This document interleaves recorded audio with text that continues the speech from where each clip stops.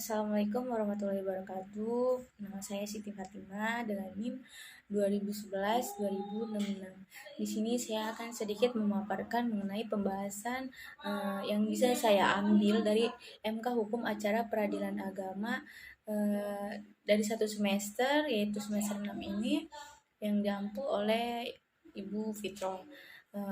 Baiklah, mungkin langsung saja saya sedikit akan membahas apa yang mengenai pembahasan yang saya dapat, yaitu mengenai peradilan agama. Terlebih dahulu, yaitu ada beberapa hal yang perlu kita mengerti terdahulu, bahwasanya hukum acara peradilan agama ialah tentang hukum acara dan peradilan agama.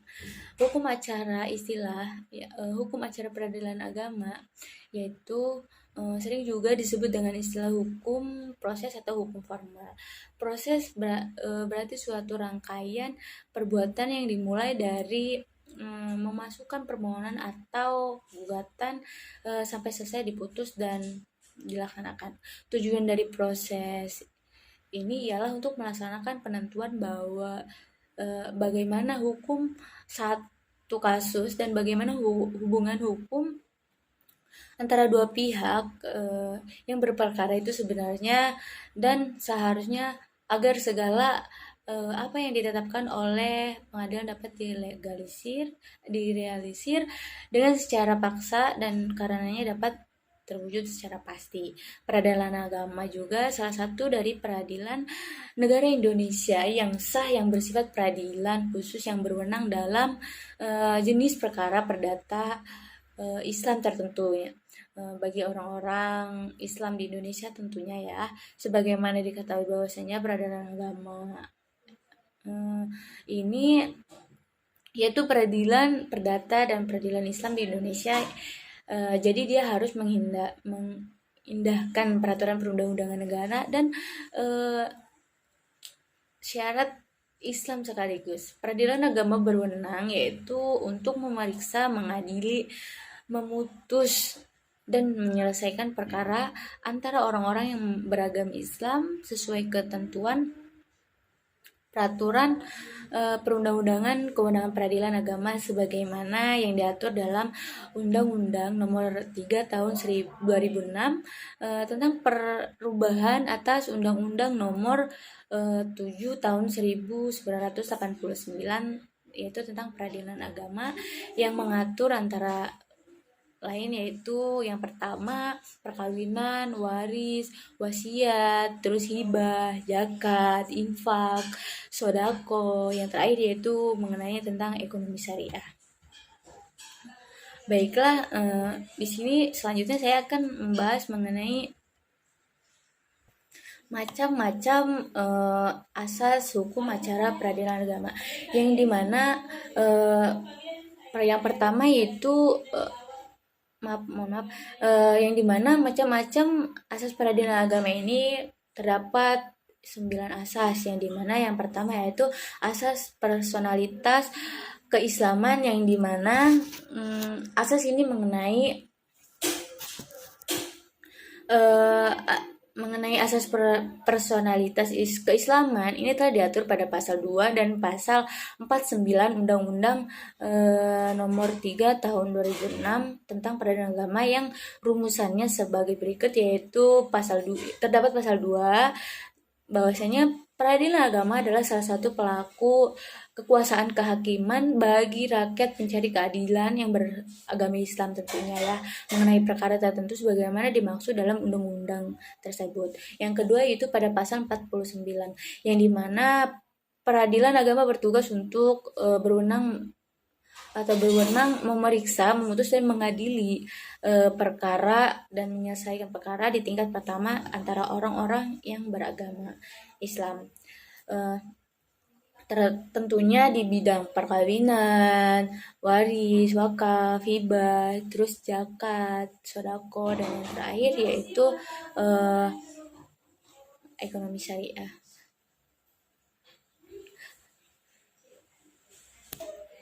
Yang kedua yaitu asas keabsahan. Yang dimaksud adalah apa sih asas keabsahan itu? Asas keabsahan adalah asas yang tidak boleh adanya pihak-pihak yang mencampuri dalam suatu penanganan perkara yang sedang ditangani oleh majelis hakim. Namun perlu dipahami juga bahwasanya asas kebebasan asas keabsahan ini bukan berarti bebas sebebas-bebasnya gitu loh.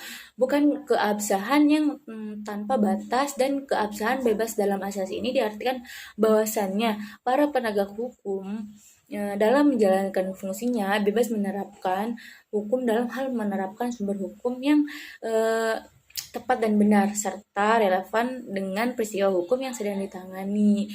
Menafsirkan hukum dengan cara yaitu pendekatan penafsiran yang dibenarkan serta bebas untuk mencari dan menemukan hukum. Lalu yang ketiga yaitu asas wajib mendamaikan, yang dimana asas ini yaitu salah satu cara penyelesaian suatu sengketa yang baik, yaitu salah satunya kita harus diselesaikan melalui jalur perdamaian terlebih dahulu, karena dalam hal ini tidak ada pihak yang dimenangkan atau pihak yang dikalahkan. Lain halnya itu bila suatu permasalahan yang diserahkan untuk diadili gitu, seadil-adilnya putusan sebagaimanapun itu juga dalam suatu putusan adalah selalu ada pihak yang bahwasanya merasa dirugikan oleh putusan tersebut. Akan tetapi asas mendamaikan ini, para pihak ini dianut oleh pengadilan agama dalam pasal 39 tentunya, yaitu Undang-Undang Nomor 1 Tahun 1974 tentang perkawinan, pasal 10 ayat 2 Undang-Undang Nomor 48 Tahun 2009 tentang kekuasaan kehakiman, pasal 65, dan pasal 82 ayat 4 Nomor 7 tahun 1989 tentang peradilan agama. Dan yang keempat itu asas sederhana, yang dimana asas sederhana, cepat, dan biaya ringan ini mengenai asas ini juga diatur dalam pasal 57 ayat 3 nomor 7 tahun 1989 tentang peradilan agama, dan pasal 2 ayat 4 Undang-Undang Nomor 48 tahun 2009 tentang kekuasaan kehakiman, yang dimana ketentuan tersebut bunyinya yaitu mengenai pasal 57 ya, itu peradilan dilakukan dengan sederhana, cepat, dan biaya ringan. Yang kedua yaitu peradilan dilakukan dengan sederhana. Yang pasal kedua yaitu peradilan dilakukan dengan sederhana, cepat, dan biaya ringan. Maka yang dikandung oleh asas sederhana, cepat, dan biaya ringan ini yaitu adalah proses penyelesaian perkaranya tidak memakan waktu yang sangat lama gitu, terus berbelit-belit hingga bertahun-tahun, akan tetapi juga tidak terlalu cepat sehingga putusan yang dijatuhkan terkesannya tidak berwibawa gitu, dan akan lebih baik apabila semakin dipertimbangkan lagi.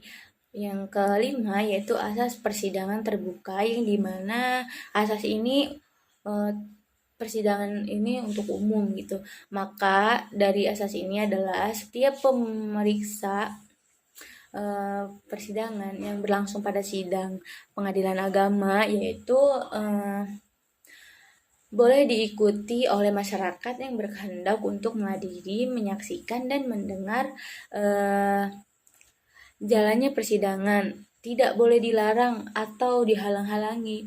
Tujuan dari asas ini juga agar dapat menyelesaikan suatu perkara di pengadilan tidak terjadi kesewenang-wenangan dan pemeriksaan yang dilakukan dengan cara menyimpang dari aturan hukum yang berlaku, sehingga pemeriksaan suatu perkara dapat berjalan dengan fair, yaitu pemeriksaan sidang yang fair maksudnya ya. Selain itu juga asas ini berdampak pada sisi edukasi serta preventif ya bagi masyarakat yang menghadiri persidangan tersebut.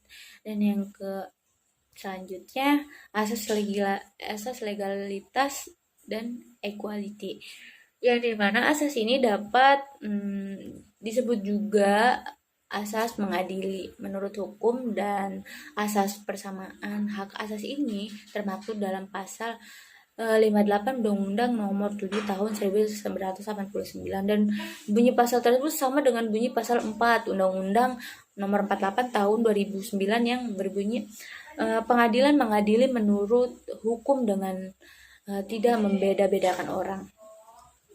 Bila kita telusur makna dari atas tersebut adalah mengadili menurut hukum dan hak-hak para pihak mulai dari awal persidangan hingga penjatuhan putusan oleh majelis hakim dan eksekusi putusan, yaitu adalah sama gitu. Dan yang selanjutnya adalah asas aktif memberi bantuan, yang dimana dalam perkara-perkara yang menjadi kewenangan absolut pengadilan, khususnya pengadilan agama ya, jadi diwajibkan yang berperkara. Hal ini tersirat dalam pasal 119 HIR atau pasal 143